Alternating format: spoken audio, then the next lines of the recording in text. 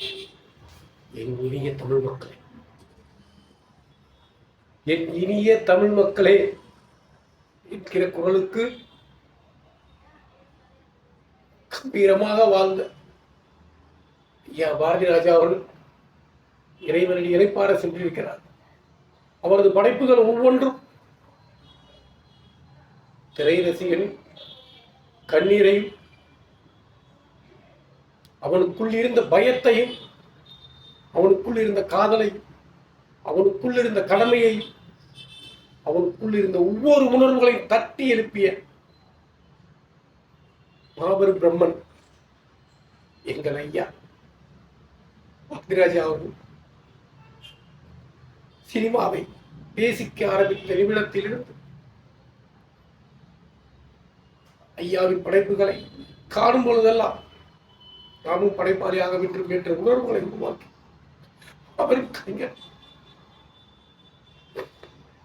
அவரது படைப்பு எனக்குள் ஓடிக்கொண்டிருப்பது முதலாவதாக பார்த்த படைப்பாக நான் எண்ணிக்கொண்டிருப்பது பார்த்துக் கொண்டிருப்பது சிந்தனையில் ஓடிக்கொண்டிருப்பது முதல் மரியாதை ஐயா அவர்களுக்கு என்றென்றும் நாம் செய்ய வேண்டிய முதல் மரியாதையும் கூட. ஒரு படைப்பு எப்படி இருக்க வேண்டும் என்பதற்கு எடுத்துக்காட்டான படைப்பு.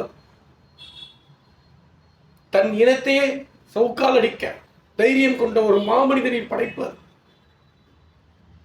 படத்தின் நாயகன் ஐயா சிவாஜி கணேசன் அவர்கள் நாயகி வடிவுக்கரசி அவர்களுக்குள் இருந்த முரண்பாடு படத்தில் அங்கங்கே காட்டப்பட்டு கொண்டு வந்தாலும் ஒரு கட்டத்திற்கு பிறகு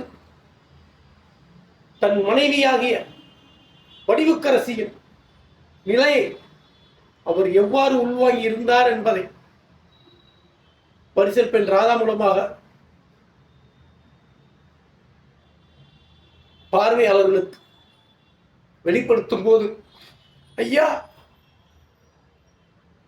உன்னை போல் ஒரு படைப்பாளியை காண்பது மிக அரிது. தன் ஜாதி தன் மதம் என்ற உணர்வோடு வாழ்ந்து கொண்டிருக்கும் பல இணைப்புணர்களுக்கு மத்தியில் தவறு செய்தவன் எவனாக இருந்தாலும் தண்டிக்கப்பட வேண்டியவனே என்பதை உணர்த்திய ஒரு அற்புதமான காதல் காவி. தனக்குள் நடந்த அனைத்து நிகழ்வுகளை தாங்கிக் கொண்டு தன் மகளை வளர்த்து ஒருவரிடத்தில் கரம் கோர்த்து அவள் அறியும் அந்த நிமிடம்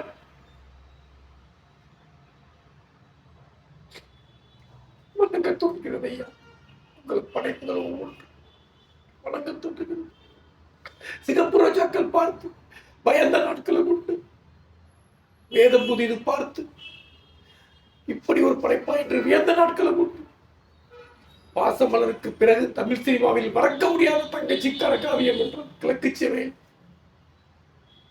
ஐயா இளையராஜாவோடும் சரி, ஏஆர் ரஹ்மான் அவர்களோடும் சரி, உணர்வுகளை மொத்தமாக மக்களிடத்தில் பிரதிபலித்த எங்கள் இயக்குனர் பிரம்மா, உங்கள் மறைவு எங்களுக்கு மிகப்பெரிய இழப்பு. கற்களை களிமண்ணாக்கி களிமண்ணை பொம்மையாக்கி பொம்மைக்கு உணர்வுகளை பதித்து அந்த உணர்வுகளை பார்வையாளர் பகுதியில் செலுத்தி அவர்களையும் கண்ணீர் விட அவர்களையும் சிந்திக்க அவர்களையும் சிரிக்க அவர்களையும் வேதனைப்பட வைத்த அவர்களையும் பயமுறுத்த முடிந்த எங்கள் இயக்குனர் இமயமே மீண்டும் பாருங்கள். நிறைவேறி வைப்பார்கள்.